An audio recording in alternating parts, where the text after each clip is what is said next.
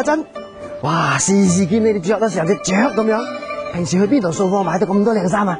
咪去老鼠街咯，嗰度款多，衫靚，好睇，夾抵買，我成日幫襯嘅。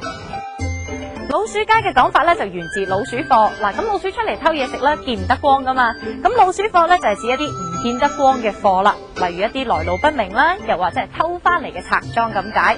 咁後嚟咧亦都係用嚟指一啲走私貨啦、次品貨啦等等啊。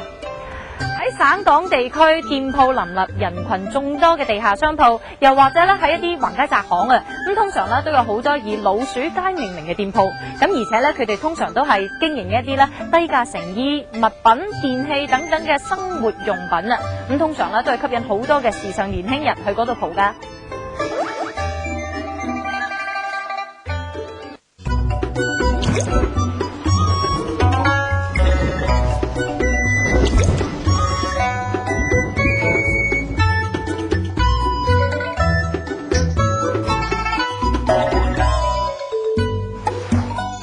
而家咧已經好少聽到人用到大拋禾咁呢個詞嚟話人噶啦，但係咧喺我做細佬哥嗰個時候啊，大人有時咧會咁樣鬧鬼我啊，比如我擔張凳仔都仆喺個地下，大人就又好嬲又好笑，會指住我講：嘿，正一大拋禾咁。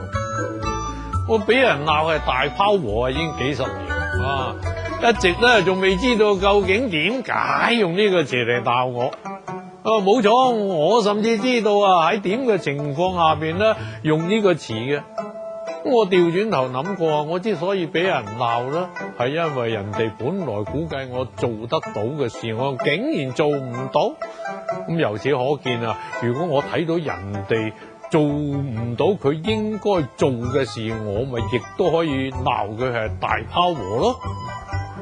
咁但係啊，點解偏偏講成大拋禾又唔講成大碗飯呢？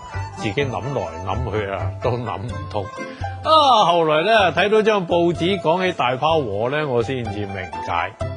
原來啊，世界上咧真係有大拋禾呢樣嘢嘅，唔相當於我哋嘅詞典嘅嗰本宋代嘅集韻啊，解釋呢個拋字嘅意思咧就係禾虛茂。咁聯想起啊，我喺鄉下耕田嘅時候咧，見過有啲禾啊大棵咁啊，我唔識嘢啊，仲指望咧靠呢啲禾嚟食飽飯添。但係咧有經驗嘅農民就講啦，呢啲禾啊結唔到幾多穀嘅咋吓。咁諗起呢啲真實嘅大拋禾啊，我而家就明白點解用大拋禾嚟鬧人。我本來希望啊靠呢啲大拋禾搵餐好食噶嘛，咁佢辜負晒我對佢嘅期望。咁同樣道理嘅啫，最早啲人用到大拋禾去鬧人啊，嬲就嬲在嗰個人辜負咗自己嘅期望。嗱，睇落係大隻佬嘅，叫佢托袋米上樓，佢都托唔起。你話佢係咪大拋禾？睇落係個叻仔嘅，買咗12樣嘢，叫佢夾下條數咧，佢夾咗半日都噏唔出個得數嚟。咁你話佢又係唔係大拋禾？咁廣府人啊話人係大拋禾啊，中間係有啲話佢中睇唔中用咁嘅意思。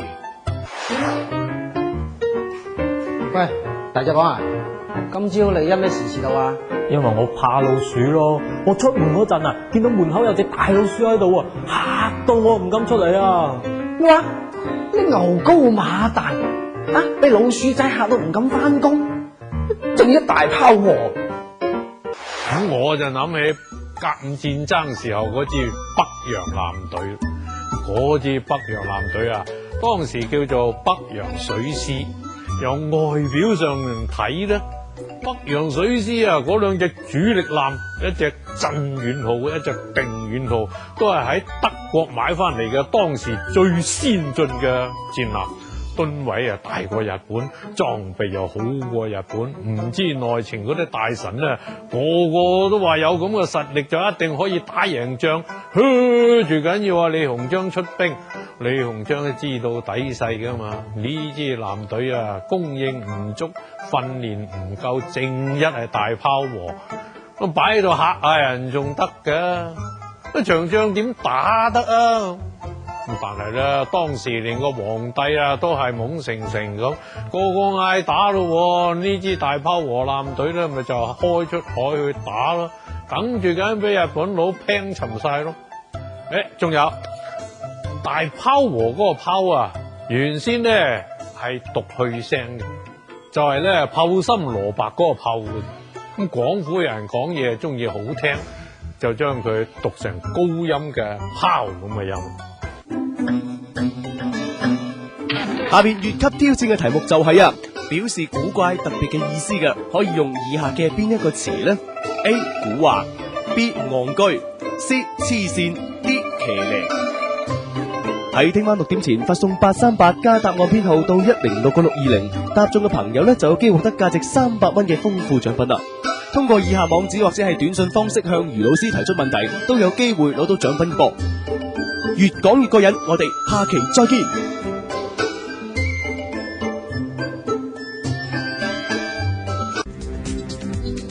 跟住落嚟播映嘅係迎亞運英語100句。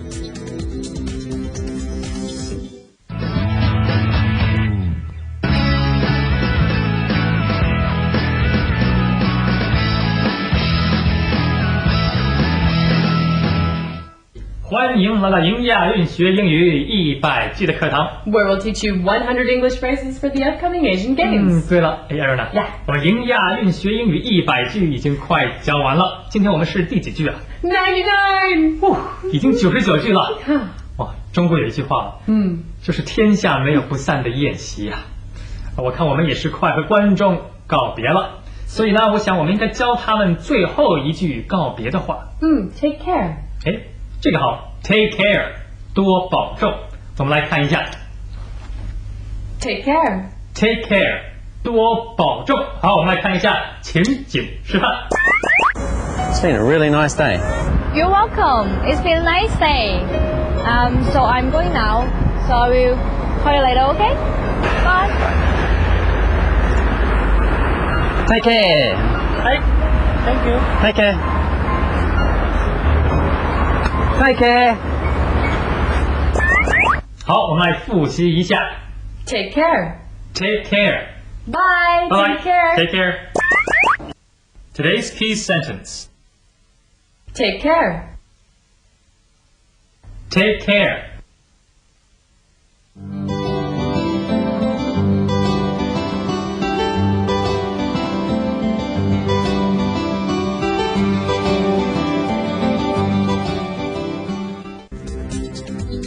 跟住落嚟播映嘅係今日財經。